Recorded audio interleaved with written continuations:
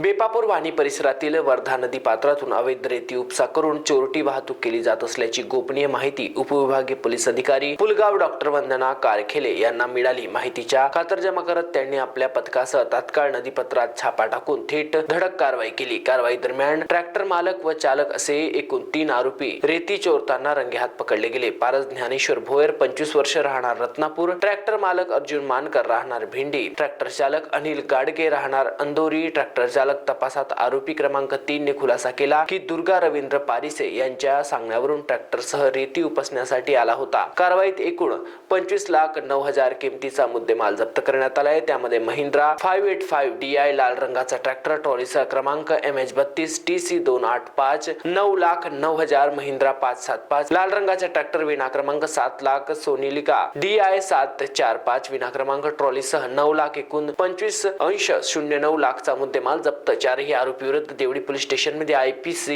जमीन महसूल अधिनियम, सार्वजनिक संपत्ती नुकसान प्रतिबंध कायदा, खाणी व खनिज कायदा आणि महाराष्ट्र खनिज अधिनियम अंतर्गत गुन्हे नोंद करण्यात आली आहे। महाराष्ट्र TV 24 करिता सतीश काळे, वर्धा।